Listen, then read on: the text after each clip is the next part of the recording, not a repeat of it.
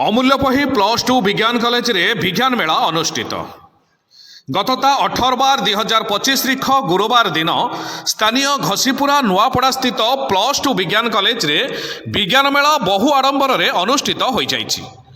उक्त मेलारे निकटस्थ सरस्वती शिशु विद्या मंदिर बलरामपुर, विवेकानंद आदर्श विद्यालय देवगां, कौशल्या देवी हाईस्कूल नुआपड़ा, अमूल्यपही +2 विज्ञान कॉलेज और जाभियर हाईस्कूल नुआपड़ार छात्र छात्री मानक द्वारा 55टी विज्ञान प्रकल्पर प्रदर्शन करा जाइथिला। एही कार्यक्रम को सर्वप्रथमे उक्त कॉलेज अध्यक्ष इंजीनियर कलिंग भूषण पही फिताकाटी उद्घाटन करथिले। घसीपुरा शालपड़ा स्थित जाभियर स्कूल आसीथिबा विचारक स्मृतिरेखा महापात्र, प्रताप बेहेरा और सुवर्णा साहू प्रकल्प गुड़िकर मूल्यांकन करथिले। यह मध्यरे सर्वकनिष्ठ विभाग रे विवेकानंद आदर्श विद्यालय देवगांर प्रकल्प प्रथम, कनिष्ठ विभाग रे सरस्वती शिशु विद्या मंदिर बलरामपुर प्रकल्प प्रथम, वरिष्ठ विभाग रे कौशल्या देवी हाईस्कूल नुआपड़ार प्रकल्प प्रथम एवं महाविद्यालय स्तर में अमूल्यपही +2 विज्ञान कॉलेज प्रकल्प प्रथम स्थान पर मनोनीत होइथिला।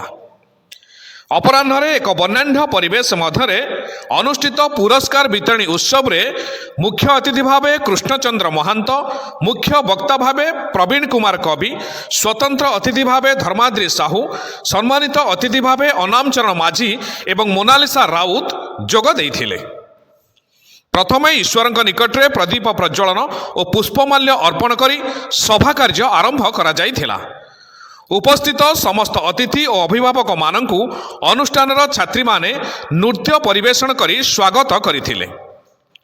विभिन्न विद्यालय प्रकल्प नहीं आसीथिबा गाइड टीचर माननकु एवं विद्यालय प्रति थिबा अनन्य अवदान पई मनोज कुमार महंत एवं पंकज कुमार बारिकଙ୍କୁ कॉलेजर अध्यक्ष इंजीनियर कलिंग भूषण पही उत्तरीय प्रदान करी सम्मानित करथिले।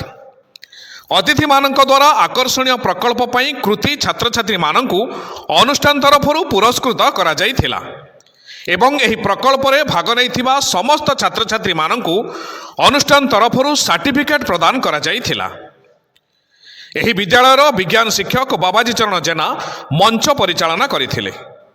एही कार्यक्रम रे विद्यालयर शिक्षयित्री विजयलक्ष्मी बिंधाणी, स्मृति सुचरिता चक्र, सरिता पेरई, लोपिता शुभदर्शिनी, रश्मिता बाग, देवाशीष बिंधाणी एवं प्रमोद कुमार नायक सहित समस्त अभिभावक माने सहयोग करथिले।